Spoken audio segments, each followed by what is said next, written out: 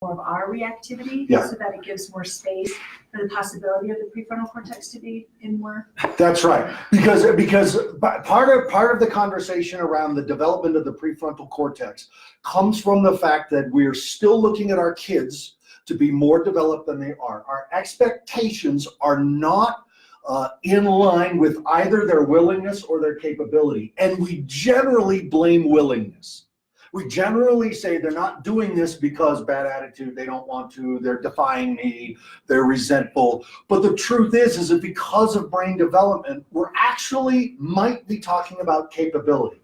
For example, the concept of planning and creating a good plan so that we can increase our odds of having a more positive outcome. I am a daytimer fanatic. This is my own invention. This one is. This is the daytimer that I created. This is each day looks like this, and every 10 days I have a big accountability page that I have to go back over and evaluate my value system, and am I in line with my core beliefs, and who am I calling for accountability? This is what we do when our prefrontal cortex is on the downward spiral towards old age, and we're trying to keep everything. This is not something we can expect an adolescent to do. The compulsivity looks more like compulsivity and impulsivity because we don't have that level of compulsivity and impulsivity anymore. So it feels out of balance. Their brains are not suddenly at 25 going to go, but that wear and tear on the psyche, and I'm going to use the example of a boy because mine came into play at 28. Where it was from 25 to 28 that my misery, my desire to be a better man, my wondering what I'm going to be when I grow up, how am I going to contribute to the world, that I'm just a small, infantile, meaningless speck in this great void, but without me, the void collapses. And I would think that because I was high, but nonetheless, that question was a very real question, is realizing that I am not the center of the universe. How will I contribute to its expansion?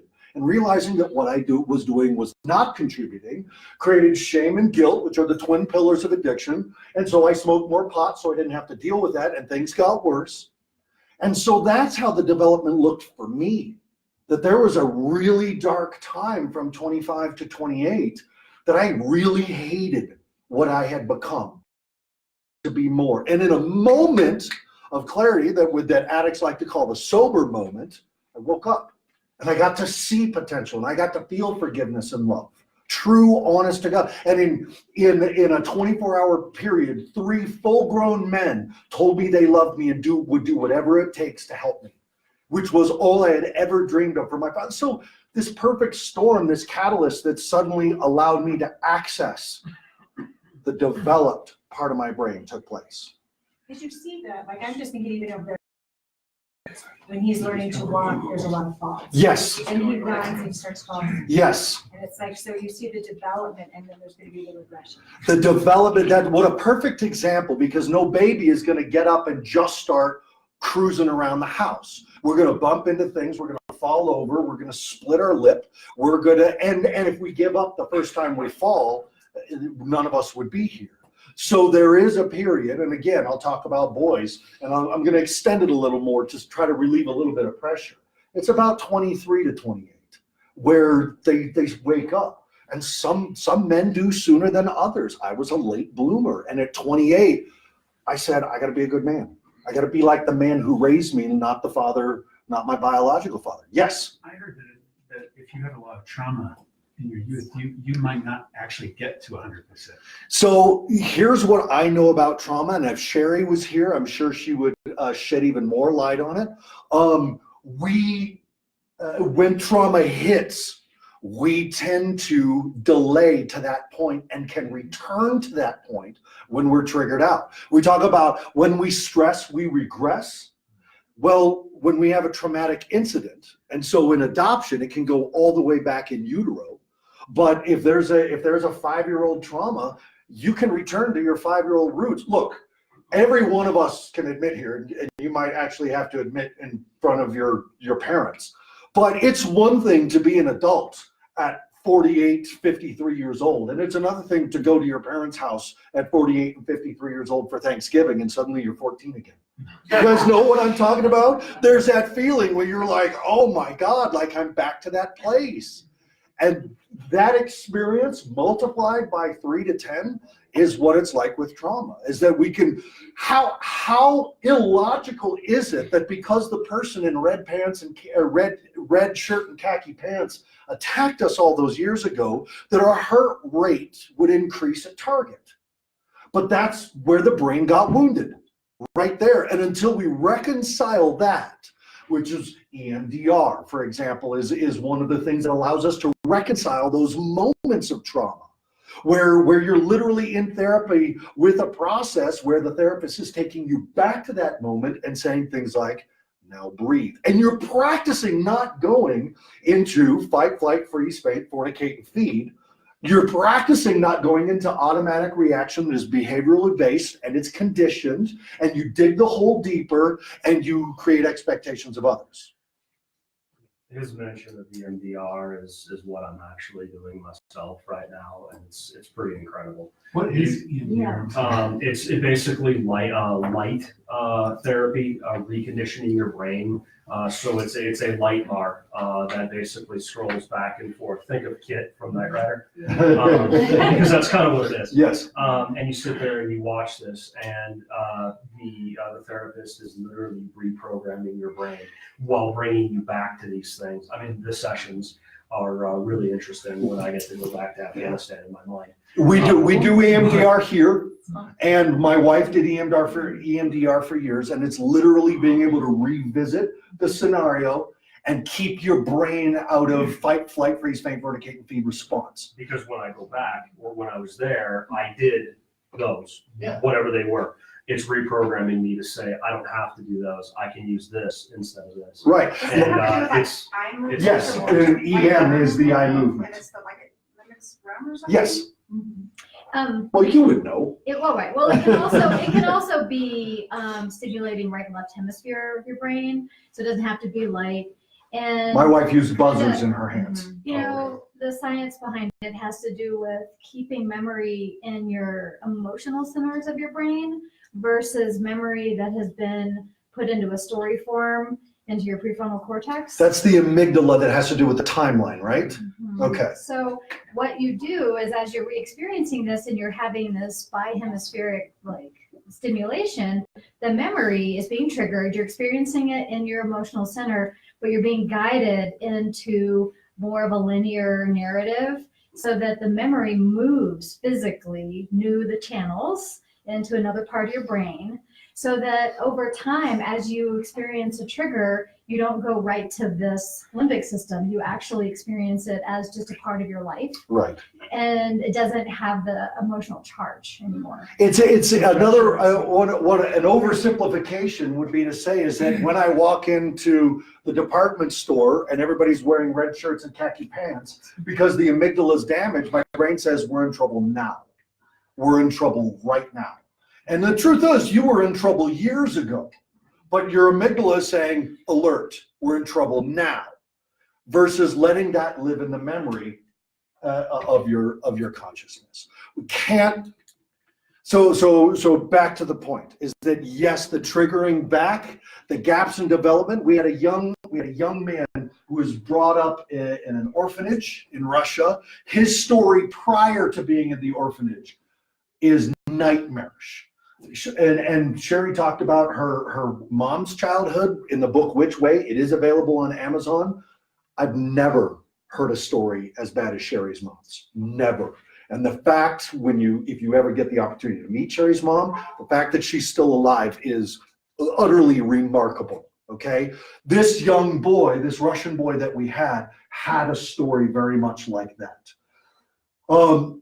And so there were those gaps in development. There were these moments, and we could see it because when he would trigger out, his response was faint. He was one of the sleeper kids. We would go up to him and be like, hey, listen, you can't take the mail out of the mailbox and hide it because we have bills in those mail that we need to pay, and that keeps the lights on and the water running and stuff like that. So I'm happy to give you any of the junk mail that you would like, but I want to understand why you are taking the junk mail. He goes, in case I need to start a fire. Because he was homeless for 6 months before he came to us. So it was how he was going to stay warm. And reactive attachment disorder, hoarding is one of the things. Hoarding food, hoarding survival necessities, because you feel that you're going to be abandoned at any moment. Okay? And so I was like, I'll give you the junk mail. And I'm literally talking to him like this. I'm down on his level, and it's okay. I'm not angry. I just need to pay the bill. So can I have the bill still? Yeah, and he gave it to me and would pass out for 12 hours. And then that was how he would react, right? So here's what I saw. He was unresponsive to therapy. And so his therapist started going back and filling in some of those gaps. One being, he had never been on a swing as a child, which means spatial awareness had been affected. If you don't have a parent that grabs you and throws you up in the air and the mother goes, why are you doing that? And the dad's like, I got this, right? But in those moments when the child's like, ah, they're actually learning where they are in space. Like that's a developmental piece. So we've got this boy, we go to this sober rave, and these are high school kids. These are, it's a total, and all the kids are dancing and sweating. And this was at an aerial dance studio. And this boy finds the autism swing, a big swaddle swing. And he gets into it and he's completely swallowed up. And two of my staff members push him across this warehouse. And this 14-year-old boy who was so hell-bent on being cool and connected to his tribe was wee, wee. And one of the staff members would jump up and smack his butt and go, tee, wee. And had his moment. And that's where our clinical director and his therapist were like, got it. We know why he's non-responsive. So they did what we affectionately call fuck therapy, which is where you walk in and the therapist goes, I don't want to do therapy. Let's color. And next thing you know, the kid's laying on his stomach. He's kicking his feet back and forth like a little kid. He's holding his crayon in a fist, which tells us where developmental gaps are, right? Yeah. Because if he was, you get it? Like fine motor skills weren't developed. So he's coloring with his fist, scribbling on the page, talking about life in the orphanage, which we would never get to. But that's because we were going back and filling in gaps of nobody ever pushed him on a swing. Nobody ever laid with him and colored with him. So that's where the beginning of having to go back to where the wound was and heal that experience. Will that work with every kid? No. I mean, yes. Right? But the goal of the wizard brain in this is you keep searching. You keep trying to find the experience where it's going to take effect, and therapy will become. For the girl that was in the other day, and we had to send her to an acute facility, she needs a different kind of therapy than we provide. And if your provider is not willing to say, here's where my treatment ends and someone else's begins, get a new provider. Okay? So yes, age of trauma is important to know, and that can help inform what kind of therapy can take. But we have found amazing success with EMDR. It's a big deal. And I hope more people are doing it. What else? Other questions? And it's not invasive and it's not a drug. Let's talk about the front load, because this is going to go to the place where we're talking about kids who trigger fast or kids that we can see it coming because we've seen the trigger and the cues. Okay?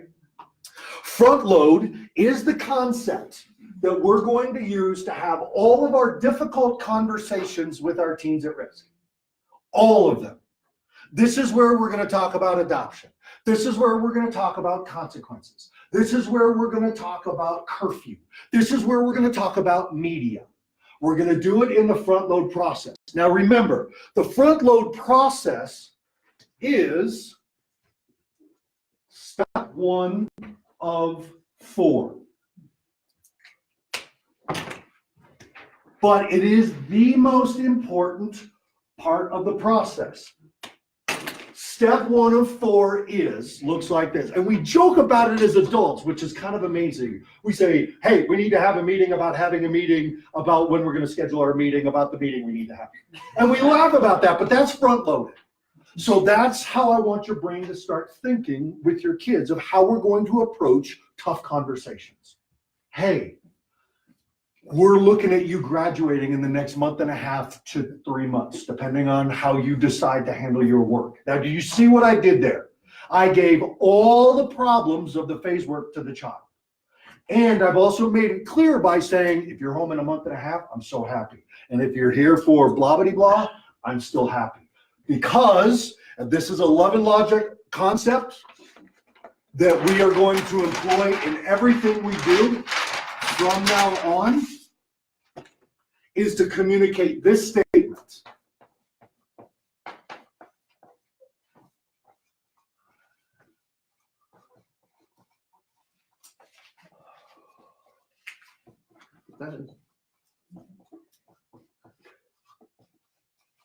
Say it out loud. I love you for who you are, not what you do. This is, and we do this in very subtle ways by saying, listen, you're going to be graduating in anywhere from a month and a half to 3 months. I just want you to know I'm really excited for some of the changes that we're going to be making at home and that we know you're working so hard on here at Fire Mountain. And so I want to set in our timeline a conversation about cell phones. When do you think would be a good time to have that conversation? Now, I have just front-loaded a whole bunch of stuff. I front-loaded that I love them for who they are, not what they do. If you get out in a month, I'll love you more. Your finances might, but that doesn't necessarily really communicate a powerful message to the kid. But finding those subtle ways to say D's, F's, A's, or B's, I love you. A's and B's relax me more, but that's my issue, not yours, child. D's and F's stress me out, but that's my issue, not yours, child, because you can always go back to school. I love you for who you are. And sometimes, and I will tell you, most powerful conversation my 22-year-old daughter had in the last long time was me actually saying these words to her, because she was in a situation that I didn't intervene on. I get an award for that because I am intervention man. And I didn't intervene. And she sat with me at the table on a visit and said, it was so good that you didn't intervene in that one, because I really needed to go through that experience on my own. And I was really afraid that if I handled it, and when she said I was really afraid if I handled it, that you'd be upset, mad, stressed, I realized I hadn't communicated this to her in a long time. So I literally said those words. So saying those words is great, and texting, love you no matter what, and not expecting a response are equally effective, okay? Back to our front load.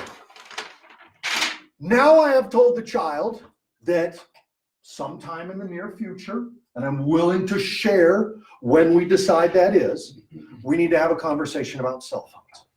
Most likely, your child, knowing them, want to now have that conversation right now. Yeah. They want to say, well, you're not going to take away my cell phone. What did Aaron say at the parent weekend? Are you going to take away my cell phone? For the record, taking away their cell phone does not work. That's what Aaron said. And you can tell him I said that, okay? Because I'm going to. I have never believed, nor will I ever think that taking away the cell phone will work. Life and limb is the only exception. Life and limb is the only exception. All right? If it's life and limb, you do whatever you have to do. Don't worry. It will all come out in the wash. The end will justify the means in life and limb. Okay? I'm talking about too much screen time. I'm talking about annoying dinner texting. I'm talking about one-word answers. You can't connect with your child because they have found the hole in the fences that we have built. That's what cell phones are to me.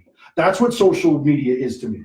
Our Gen X, we have built huge houses right next to each other with really tall fences, and we don't know our neighbors. Our kids found the hole in the fence. We built it. You realize that, right? We built the social networks.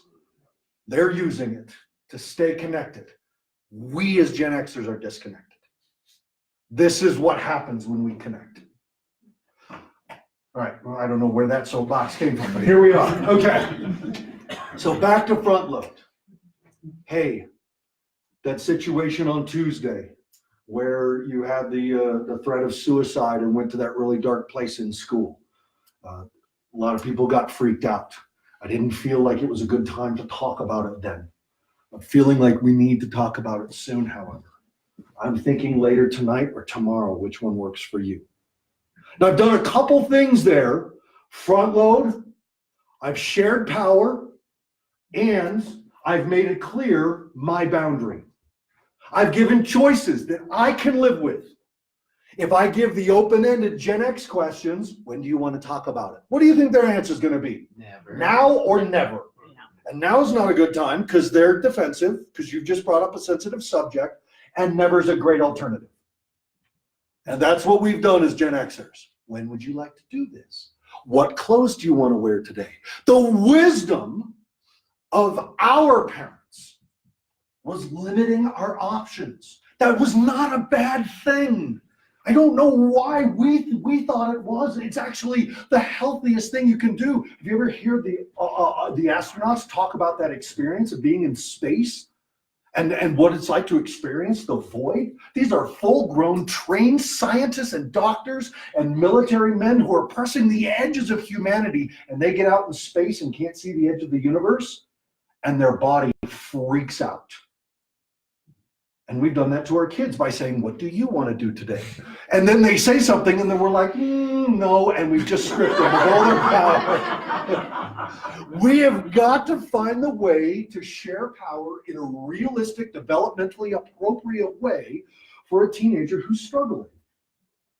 And to say, and let's go back to little kids. Do you want red shoes or blue shoes today? I don't want shoes. Oh, I know. Shoes are so, look, I hate shoes sometimes too. And let's sing the shoe song, red or blue shoes. And the 5-year-old's, looking at you and smiling, and you tickle them and say, now, red or blue? And they're like, blue, and it's done. And teenagers don't necessarily work like that, except their brains somewhere still do. I can talk about this tough topic that I'm really struggling with, but I need a little bit more time so we can talk about the suicide attempt at school tomorrow or the day after. I'm good either. And tomorrow I've got after work, but the day after Saturday, maybe we could go for a walk in the park with you and talk about it. Which feels better to you? I don't know. Would you prefer I make a decision? Do you know how often teens say yes to that one? Yeah. And we forgot to offer that as one of the options. But remember, adults, any option we offer, we have to be okay with. Yeah. And this is something I do a lot in my house with my kids. Like, do you guys want spaghetti or tacos for dinner? I'm not going to be a shorter cook because we just don't have choices. But what our challenge is, they've got a father who refuses to share any power. I said we're having tacos. You don't get a choice. You have to do it my way. So when they come back to my house, we've got these transition issues of no power and shared power. And I'm constantly being told that I'm a horrible mom for sharing power. And I don't know how to provide that confidence that this is the right way to do it. Stick to your guns, because your kids will learn from that. Stick to your guns because your kids will understand the experience of the drill sergeant. Which is essentially what you're referring to. Here's what we're going to do tonight. A, B, and C. I don't want to do B. Didn't ask. All right? That communicates a message. I don't trust you. That's what not sharing power says. I don't trust you. Now, let's be honest. We're working with kids that, quite frankly, we don't trust with power. Right. That's honest, okay? Because our kids have done some abusive things with power. Hurt themselves, hurt others. That's what we're truly afraid of. And so one of the things that we have to do as adults is learn how to share that power in harmless practice ways. Dinner, 2 options for dinner, either of which you are good with, is a perfect example of that. Tacos or spaghetti? Which would you guys like? Are you guys cooking tonight or are you guys doing dishes tonight? You get to choose. Oh, what a great choice. Thank you. wise mother of mine. I am so excited to do your dishes. I'm sure that's how they'll answer. Ugh, dishes. Dishes, dishes. There are always other options. There are always other options. Actually, you can do the dishes, you can do the dishes. Which one do you want? So I hope you know we have moved from front loading into Love and Logic here.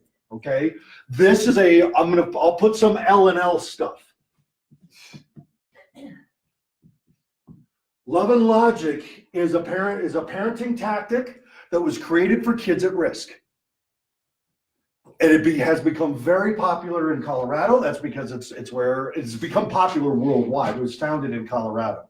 I have a podcast with Charles Fay, one of the founders, the son of the originator of it.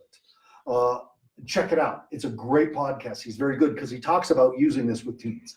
People feel like it's too late to start. People feel like it's giving too much power to a kid who's abused power, things like that. It's okay.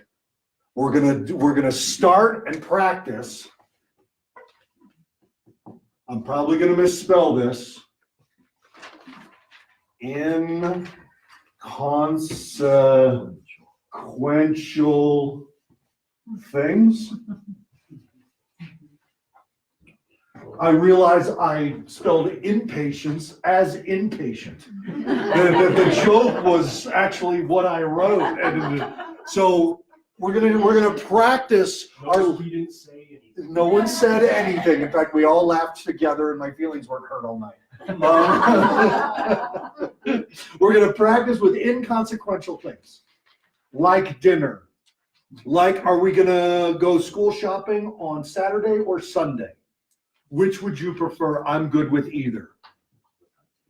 If they go to I don't know, the next question is, would you prefer I decide? I would rather you have a vote, but I'm willing to make this decision without you. Now that's front loading what's coming next. A decision without you.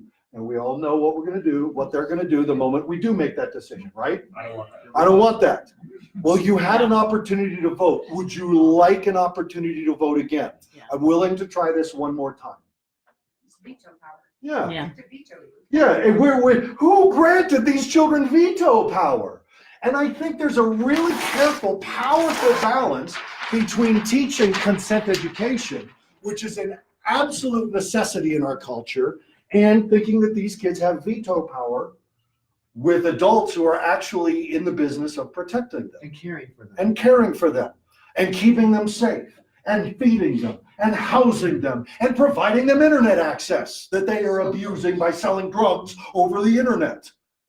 And this is where our front loading is going to come into play. I'm going to deviate from Love and Logic in a second. We're going to start talking about behavior contracts. Let me give you a front load of what's coming. 10:45, Joe and Lorraine Gallagher are coming in. They are graduate parents of our program, and they're going to answer any question you want. And then their daughter's coming in, and she's going to answer any question you want. And trust me, her bardiness, her bard is unbelievably good. She will work you guys over as an audience, and I am so utterly proud of her. Yes. Now, you said the parents were graduates. Does that mean there is a course here for parents? No, you're in it. You're in the parent course. But they went through Can I it. have 30 days away from the kids in the course? Isn't that amazing? I could pay. We have found one program where the entire family gets enrolled in a 90-day program. Yeah. You must be in Canada. No, it's in Malibu. Oh, So brutal. Yeah. How difficult. And the kids are at one facility and the rest of the family's at another. What's the Yeah. name of this place? 90 days. Okay, so let's talk about behavior contracts. But before I do, any questions about what we've talked about so far? Front loading, I love you for who you are, now what, and sharing power through limiting choices. Okay. The names are different. They tell you what you can do. This is sort of unrelated. Yeah, sure. Unrelated. I mean, and not that I in any way putting like an onus on you guys, but does the kid being here with these rules they have to follow help us in the end when they get out? Yes, because They do make that association. yeah, so here's what has happened. Here are the benefits to what you guys have done, the subconscious, unconscious benefits. Number one, you have demonstrated a willingness to do whatever it takes, including limiting their freedom at this level by what you've done. And Okay? our own freedom too. We limit our own. You limit your own freedom, but yes, absolutely. They need to know that. Number two, we purposefully raise the bar on the kids out of the gate and wait for them to do pull-ups. Because we have all, and remember, we talk about this concept, let's write it down so that we can come back to it, so that when our wizard parenting is working really, really well, we can go, oh, do you see what we're doing? And we call it the IP.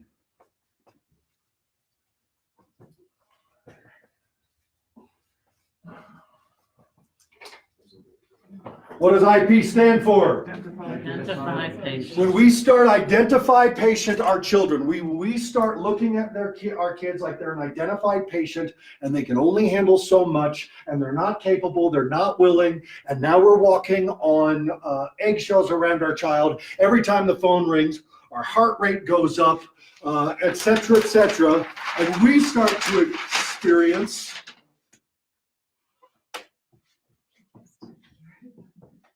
That's the truth. PTSD. Oh, yeah. PTSD is a direct result of this. Say it out loud. Caretaker's burden. Caretaker's burden. There is an entire article in your handbook about caretaker's burden and what it's like to have it.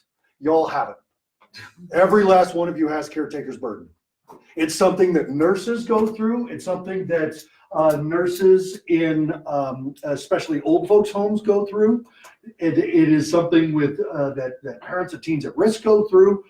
And there is a whole article about it, right? I put a lot of information in there, and including what to do to get out of it. This is what happens to you.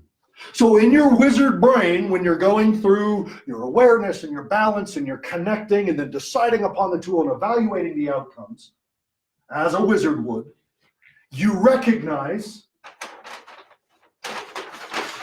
that you've been IPing your child. Oh, look at that. And this is, I'm getting back to when they come in here, these kids are in a fragile space, and we hand them 4 months of work. And it's, and we know what it's like when someone sets all the work on your desk. Here we go. That's exactly what we do. And we say, this is on you. We're not going to, you can ask for help any day, any hour. We're here 24/7. You can ask for help. You can ask for extra support. You can ask for extra time. You can ask, but we're not going to ask you. You have to come to us. And we're not going to tell you what time to get up. Breakfast is at this time. We recommend getting up at this time so you can shower, but breakfast is at this time. Because when I am making sure they're up, and I am making sure their bed's made, and I am making sure that then it's my work, it's not theirs. And I've essentially treating them like they can't do it. Like they're not just a patient in my hospital of my heart, but they're actually in the ICU, and they can accomplish nothing on their own. Part of the consequences that they have to experience is what life is like when you don't manage it. Because the message is, child, someone will manage you. We're all hoping it's going to be you. And here they can practice it. And so that's what we do, is we raise that bar up and we say, ask for help when you need it. And they learn. We know they flounder. We know they struggle with it. We know we're going to see them go to that place. Part of it is we need to see that struggle. They need to experience the struggle in a controlled environment. They need to experience other people going through that struggle so they can then be stepped out of the direct experience and go, crap, that's me. Right? That's this, and so that's how we do this. So yes, the expectations here are higher. The benefit is these kids keep me in line with the county regulations for the cleanliness of that kitchen. They can do yours too. The truth is that they do their own laundry. Stop doing it for them at home. It's done. It's done. They do it. I like it. I like Right? hearing now. Tanner said I have to do laundry one time we visited. He used to get away from us because he was kind of angry, but yeah. What do you have? It seems like for our son, he craved being the identified patient. Oh, sure, it's addictive. Oh, I mean, I absolutely. think it was the best thing that ever happened to him. But I'm wondering where that craving comes from. Laziness.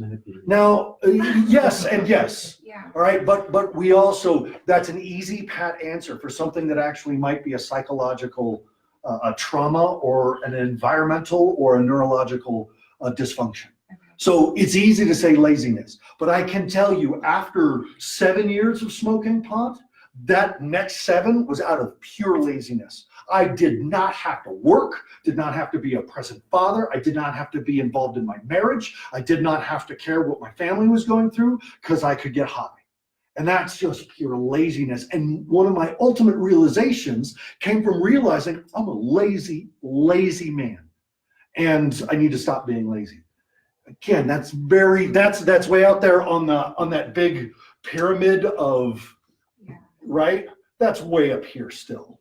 But the experience of not wanting to try, that all lives way down here. So He actually used that word when I got home from the hospital. I said something to him about how we could help him, and he said, you can't ask me that, I'm the patient. And I said, you're not the patient, you're Nice. my son. You know, and so there was something in that where he loved that identity. no, without a doubt, Yeah, you don't have to do anything for yourself. yeah. Everybody, the whole family, the extended family is catering to your every whim and need. Yeah. Oh, have a meltdown in public. Watch what happens. Oh my gosh, we had a young girl in here who would have her psychotic breaks with us. Oh, We knew they weren't real. We knew hers were very barred out because she was starving. One of her needs for connection was starving. We went to one of those sober raves. Just so you know, the sober raves that we would go to, Avani Dilger, who you're meeting tomorrow, runs them. Okay? So she's a very, very, very cool lady. So anyway, this girl goes to the rave and decides that's the time and place to go into her, I need everybody's attention on me. And she's up against the wall going, okay? And I walk up to her and I say, listen, here's what I'm worried about. We're not in a controlled environment and somebody could be filming this and putting it up on YouTube. And she literally did this.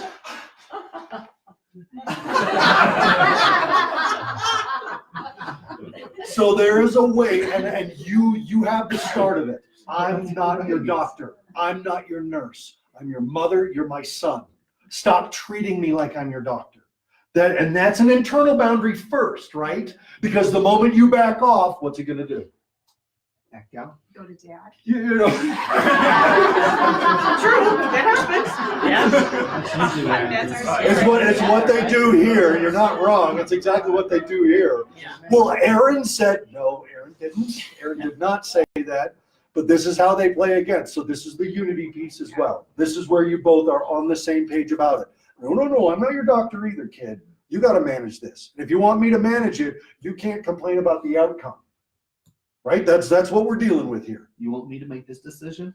Yeah. This is the outcome. You really want that? Now remember, and this is one of the love and logic rules. When we say that one, because we're going to use that one, do you want me to make this decision? There's a way to say it that's going to make them mad, and there's a way to say it that's going to give them a choice. Because if you make them mad, they're going to go into lizard. There are no choices in limbic. Limbic has no choice. Okay, so do you want me to make this decision? Listen to that tone of voice. I'll act it out again. Do you want me to make this decision? Versus, I'm happy to make this decision for us. So these are the subtleties of the trigger, right? Listen, give me your phone. Right now, give me your phone. Versus, what are the consequences of sneaking the phone off the charger? I don't care about the consequences. I had to talk to my friend. She was suicidal last night. I know. I have. We get that a lot. Sure. I know. I know. And it tells me a lot about who you are that you would want to help someone at that level. And what are our rules about sneaking the phone off the charger? Because here's the thing. Here's the thing about what I said. Here's the subtleties of their words and our words. If you have to lie, sneak, steal, it's a problem. When I have a parent say, I think my kid's addicted to video games. I say, do they lie, sneak, or steal to do it? No. If it's a no, then I don't think it's a problem. If he said, Mom, I just found out my friend's in a really bad way and is suicidal, may I please have my phone off the charger? That's a whole different experience. But that sneak, that's the problem. That's the problem. If we are breaking rules and laws, it's a problem. I don't care what it is we're doing. If we are going to be a society of anarchy, then let's freaking commit to it. Let's bring the chaos, but we're not. And the ego, the way Osho, I know he's a crackpot, but he had some pretty cool lines every now and then. The way Osho defined ego was that society's consciousness. And society has that consciousness out of survival. The laws, the rules is the ego of society saying this is what we're going to do so that we continue. And the moment one person acts outside of the law, society says we don't want you because you are threatening our survival. And if we set down the rules in our house, and that rule says 9 p.m., age appropriate, 8 p.m., 9 p.m., 10 p.m., age appropriate, what helps you sleep at night, that goes on the charger in the kitchen. And they sneak it, there's a problem. Good intentions that were sneaky are not good. They're sneaky intentions. Okay, that's where we make the difference. And that's where we take the conversation. And remember, it's how we have this conversation rather than what we're going to do that's going to matter. Because if I say, no, our rules is 9 o'clock on the charger, and you're lying to me. I'm not lying. She was really suicidal. She's in the hospital right now. Check my text. No, just give me your phone. We're still following the rules. We're still going to enact the consequences of the contract. But listen, who you are when you're helping someone is not the issue here.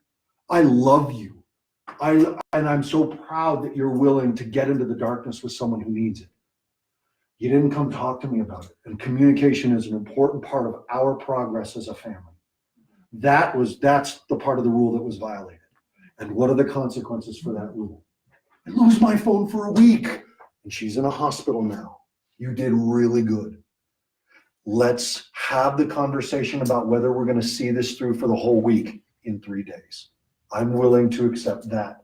I'm willing to accept a negotiation in 3 days, provided, now I'm back to front loading, provided I see all rules followed. How does that sound? This sucks. I know. Can you come home with us? Yeah. No, remember, I'm the one Wasn't who, that beautiful? no, remember, I'm the one who screams at my child for painting my skis. Okay, let's remember. Let's remember it. We have to practice these. This was the rule that we started talking about yesterday.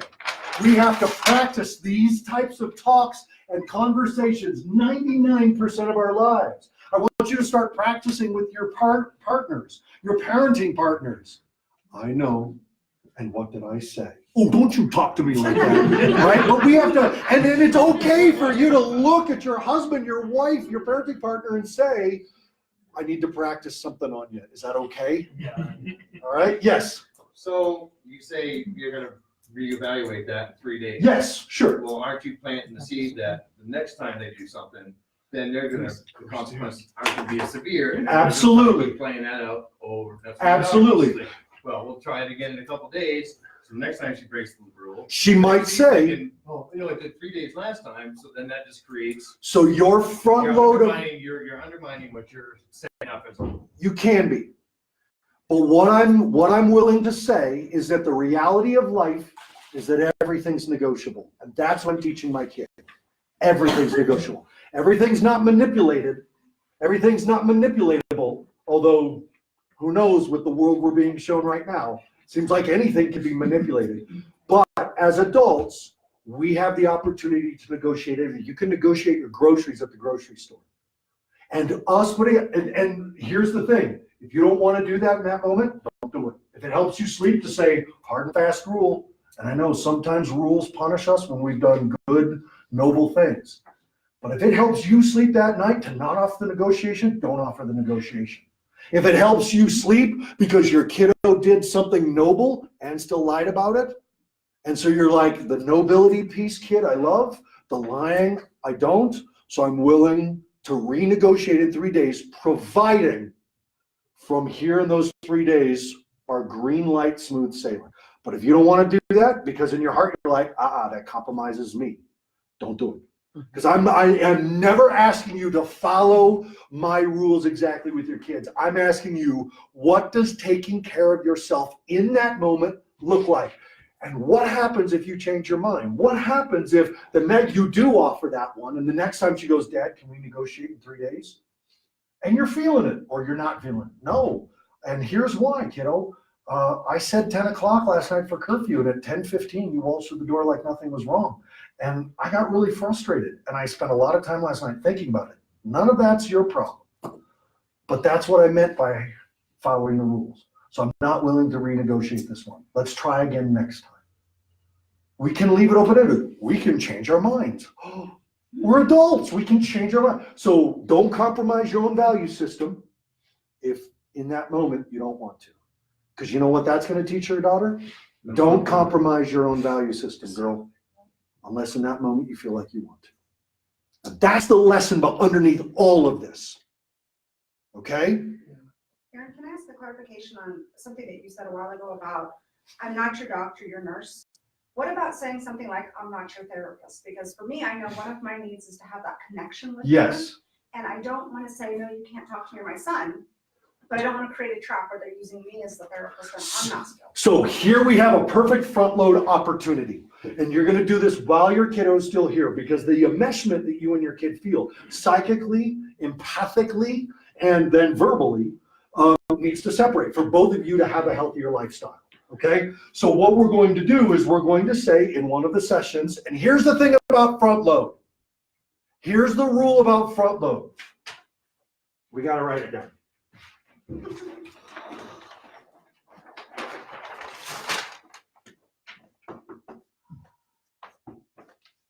This is the hard part.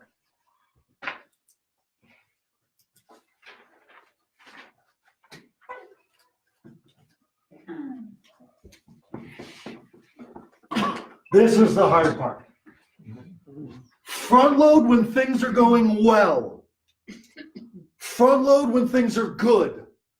This is after a movie that you both utterly love and you just ate 12 bowls of ice cream talking about it, and then you say, I got something difficult I want to talk about. But we're not going to actually talk about it. We're going to talk about talking about it. Are you doing that front load thing, that Fire Mountain crap? Yes, I am. Yes, I am. And I'm glad that you know that it's Fire Mountain crap, because I hope you see that I'm trying to use tools too. But it's apparent that one of the things that had led us to our dysfunction was our enmeshment. I was being your therapist. So rather than saying, I'm not going to be we're going to say, I'm not willing to not be a mom. And being a mom and being a therapist are two different things. I'm not willing to not be your mom. I'm not willing to trade. So instead of telling our kids, we're back to a love and logic thing. Instead of telling our kids what they should be doing,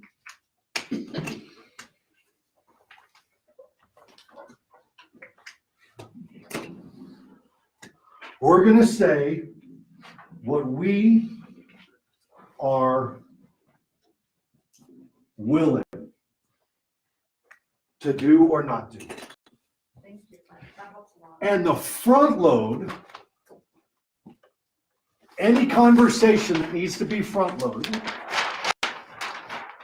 happens when things are going well. So things are going well. We've had a great week. There's been no blowouts. There's been no frustrations. Hey, kiddo, I'm thinking for Thursday night dinner, one of the conversations I want to have after dinner or before dinner, you can decide. I'm open to either. We can do it while we're doing dishes together, or we can do it while we're cooking together. Which would you prefer? Anyway, we're going to have a conversation about cell phone privileges. Because I know after Fire Mountain, they were severely limited, and you've been doing really well. So I want to talk about that. Now, I have created a sandwich here. The bread's yummy. The middle might be shit. But the bread's really yummy. So we call it the poop sandwich. I talk about the good stuff. We're gonna talk about the bad stuff that's gonna be in there, but there's another layer of good under it. I'm gonna bring up what's working. But I'm letting them know we're gonna have a conversation about cell phone use and privileges. And I said, well, will I get my privileges back? I think that's the conversation we need to have. Because I'm seeing some really good stuff. I'm seeing some stuff I'm still concerned with. And rather than just us having it out, because I love you too much to argue, we need to have this conversation. I want it to go well. I don't know if it's going to be easy. So I just want to prep us both for it. Then when it comes time to talk about these cell phone rules, if during the conversation I'm saying things like, well, what you need to understand and what you should be doing and what you shouldn't be doing.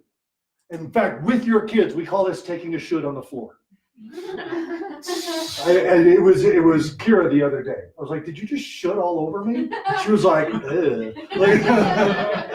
All right, we're gonna stop using these words. What I'm willing to do, what Dad and I are willing to do, what your mom and I have talked about and what we're willing to do is provide internet for people in this house who demonstrate a level of responsibility.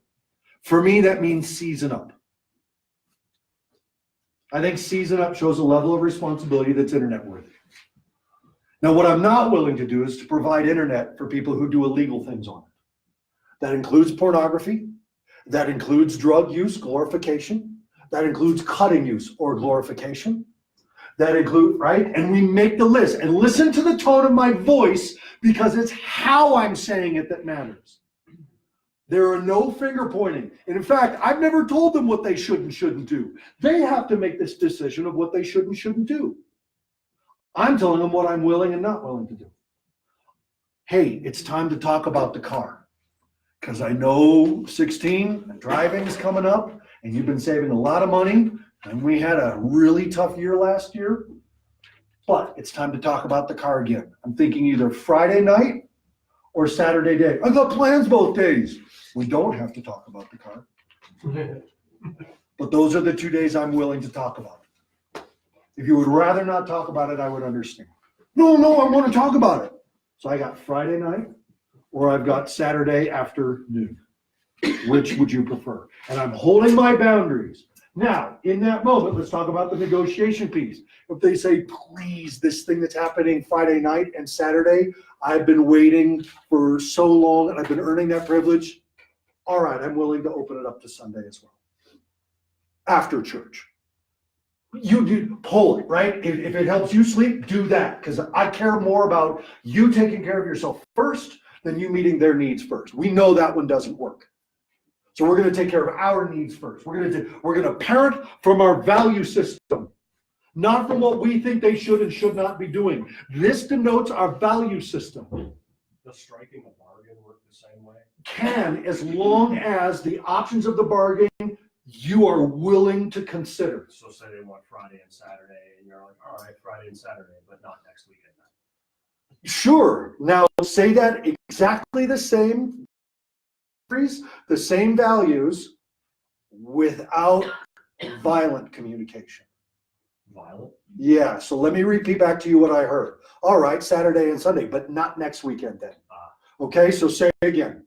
We're willing to let you have the car Friday night and Saturday, but next weekend the car will be ours then. Perfect. Give me a hand. That was good. That was good. So that's the wizard, right? We want to get in there and shoot. We want to get in there and establish dominance, but there's a way of doing it, of saying we are sharing the power of the car. Yes, Friday and Saturday, but the following weekend, the car will be ours for use. And you don't have to say, how does that sound? Because we know how it sounds to them. That sucks. That sucks. Hey, listen, it's time to talk about cars and what your mom and I have discussed. And your mom and stepdad and I have all sat together and talked. Because you know what I'm demonstrating when I say those words? You can't split us. All right? We've all talked about it, and here's what we discuss and come up with. We are willing to put down the purchase price of the car and this much monthly for payments. So it would behoove you to choose a car within what we're willing to pay each month. If you would want a car that would be more expensive than what we're willing to pay, that will be on you. We are not willing to pay for insurance.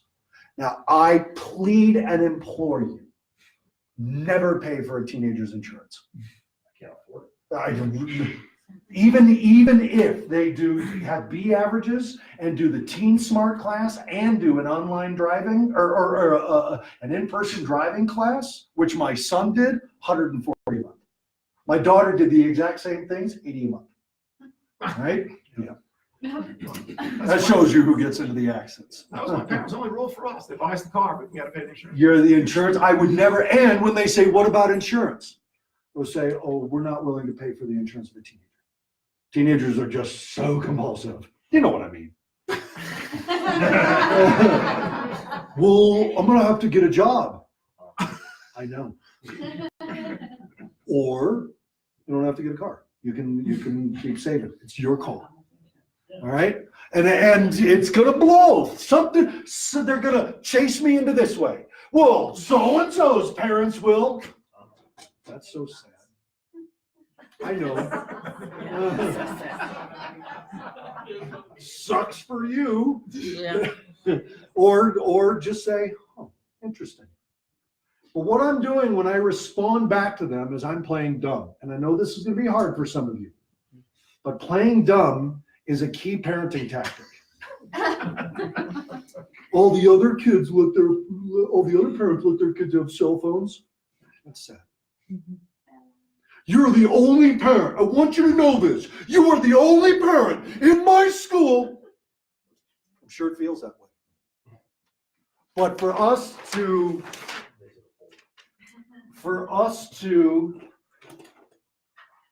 let's write it down. This is one of the first things we said.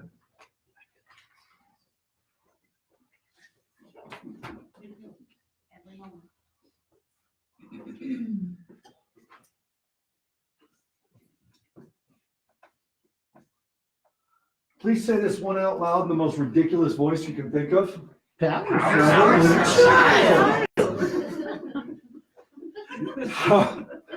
Do you see how ludicrous this sentence is? Yeah. You should start that off with, why are you in a? Yes. Yeah. And then this is literally the sentence we need to learn how to say to each other, our parenting partners, with the utmost love and respect and support, to say, why are you power struggling with the child? This should do a few things to us. This should be like, you remember Captain Marvel, Shazam, and then the wisdom of Solomon, the strength of Hercules, all of it. It came into his body and suddenly he became that superhero. That's what needs to happen. If you suddenly realize that, oh my God, I'm in a power struggle with a child, your wisdom should be like, I got this.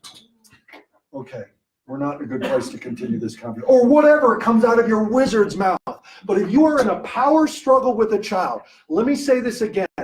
Power struggle with a child. This tells me nothing about your child's psyche and everything about yours. This is about your psyche. If you feel the need to power struggle with a child, these children, these teenagers, their brains, A, are mush. B, a 2-year-old's level of developmental changing. And C, they're insane. Every last one of them. Have you ever met a teenage girl? Crazy. Have you ever met a teenage boy? Unbelievably ridiculous thinking process. Why would we power struggle with that? How do we get suckered into trying to prove to a teenager that we're right? What is our problem? What is our need to be right that we're going to be hollering at a teenager about how they need to understand that this isn't how the world... Oh my God, where did we go wrong with this? So this is where front loading, this is where when we say, oh, I had a mom in, I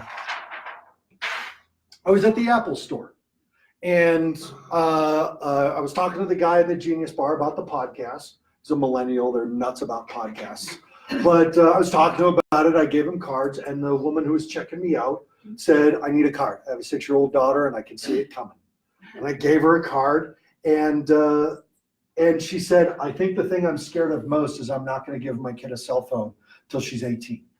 And I high-fived her right there and I said, if you can stick to that, if you can be the parent that all the other parents talk about, if you can be the parent that once a week your kid's gonna bring this up and talk about how all the other kids, and if you can be the parent who does this with love, you will be the parent of the year. Because it is the biggest regret I have is giving my kids cell phones. Now, when they were still in the age of flip phones at the beginning in junior high and high school. But by God, as soon as those smartphones came out, kids had one. So there's actually a market for, a resurging market for old cell phone styles. And the ones where you can like program in 4 numbers Yep. and they can text and that's it. There's no internet on it. Having one of these at your house to give to your child when they have violated cell phone policy is genius. To just have it sitting in the drawer. Because the front load is, hey, look what I got. What's that? It's a cell phone that I get to program 4 numbers in. Now listen, we made some agreements at Fire Mountain right before you graduated about cell phone use. And what I want to do, what the old parent in me wants to do, is remind you daily of the agreements, to check up on you constantly to see if you're following the agreements. But rather what the new me, the wise me, the wizard me wants to do is to have faith and trust in an agreement that we made so that I can back out of your space. But I want you to know that if you struggle with the cell phone rules, I got you. High five, kid. The kid's gonna be like, what just happened? Now I can talk about my child's choices. Now I get to say, what were our cell phone rules? Well, you said I had stuff like that. I know. Here's my cell phone. Okay. I programmed dad's number, my number, stepdad's number, and obviously 911's all in there. Which friend would you like me to program them? Just share that power. Because we're never powerless. Not even when we're in prison on death row. We're never powerless. We're never truly powerless. You can't take every staple out of the house. You can't hide the knives. Life and limb, all rules off. Do whatever you have to do to keep that child alive. Questions so far? I want to take a break before Joe and Elaine get here, but I want to use 5 minutes to see if there's any questions you guys have about what we've covered so far. If anybody finds those phones that you actually can just do those 4 numbers with, let us know, because Jeremiah's not had a phone since October. Yeah, they're on Amazon. Well, we've just found like the little watch ones or something, like the little gizmo. Unfortunately, the ones you can find actually look fairly parochial. I mean, they're like brightly colored, like they're literally made for a child. Yeah. Oh, I don't care, that's fine. Yeah. Well, the other, you have to understand, the other thing we had on our phones even, we have this little, it's called I don't know what it's called, but it's a tracker. Yeah. Life 360. We have that on our So kits. we can do that. So any phone I want, I would like him to have one because he's old enough to do certain things and I want to give him privileges, but without sticking a little